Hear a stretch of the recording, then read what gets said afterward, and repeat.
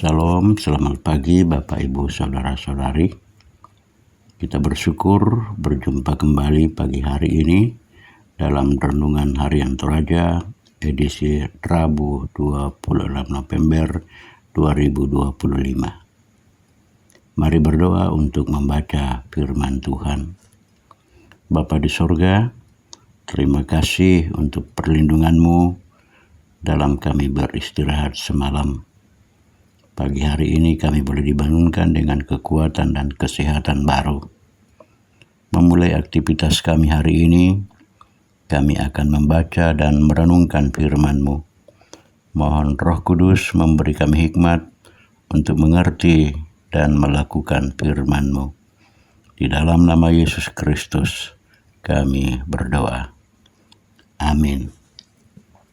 Firman Tuhan akan kita baca dari dalam kitab Yeremia pasal 30 ayat 1 sampai ayat 17. Oleh Lembaga Alkitab Indonesia diberi judul Janji Pemulihan Israel. Firman yang datang dari Tuhan kepada Yeremia bunyinya, "Beginilah firman Tuhan Allah Israel. Tuliskanlah segala perkataan yang telah kupirmankan kepadamu itu dalam suatu kitab. Sebab sesungguhnya waktunya akan datang, demikianlah firman Tuhan, bahwa aku akan memulihkan keadaan umatku Israel dan Yehuda, firman Tuhan, dan aku akan mengembalikan mereka ke negeri yang telah kuberikan kepada nenek moyang mereka, dan mereka akan memilikinya. Inilah perkataan-perkataan yang telah difirmankan Tuhan tentang Israel dan tentang Yehuda. Sungguh, beginilah firman Tuhan, telah kami dengar jerit kegentaran, kedahsyatan, dan tidak ada damai.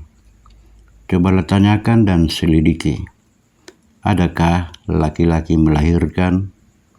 Mengapakah setiap laki-laki kulihat tangannya pada pinggangnya seperti seorang perempuan yang melahirkan?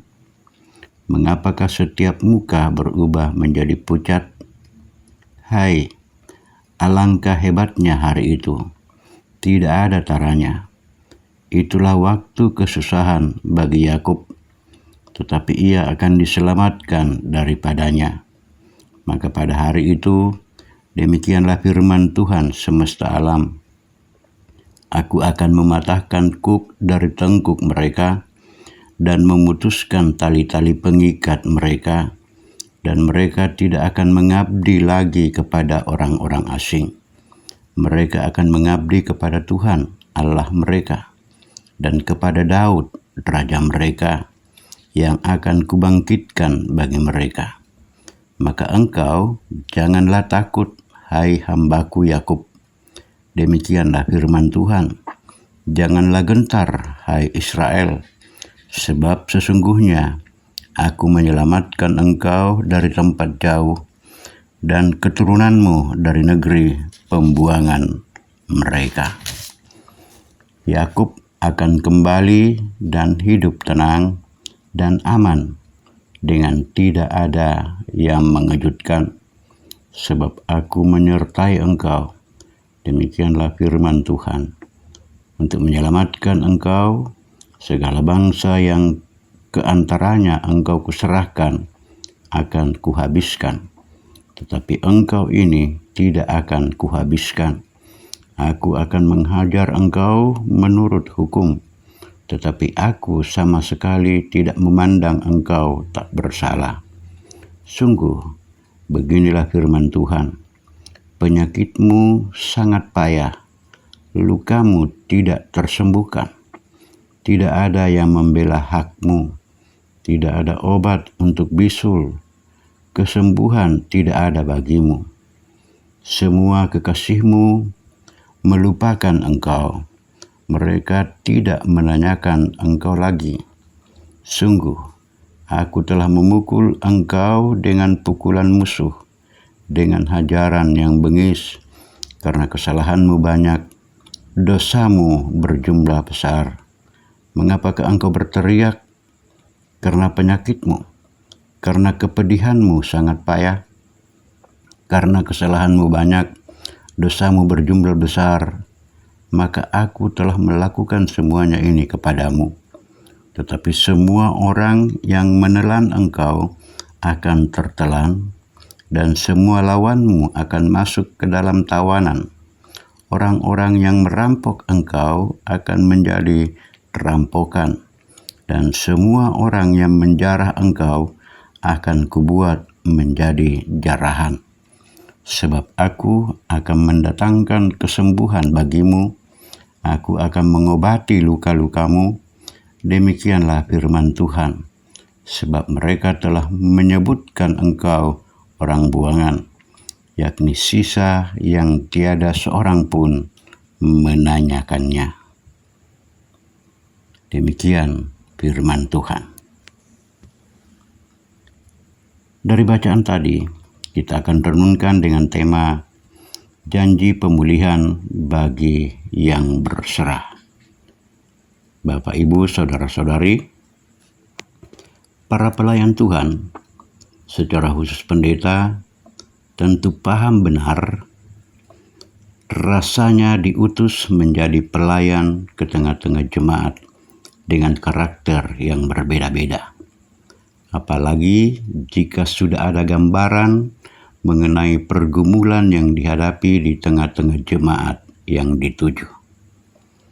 Yeremia mengalami hal yang kurang lebih sama ketika diutus menjadi nabi ke tengah-tengah bangsa Yehuda. Pada saat itu, umat sedang mengalami penghukuman, yakni menjadi orang buangan di Babilonia. Hal itu merupakan ganjaran dari Allah atas segala pemberontakan mereka.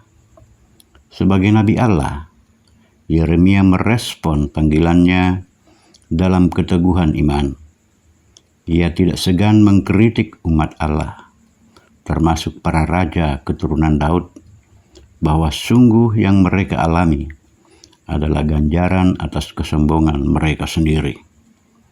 Pembuangan ke Babilonia pada akhirnya menjadi titik terendah yang harus dialami umat Allah.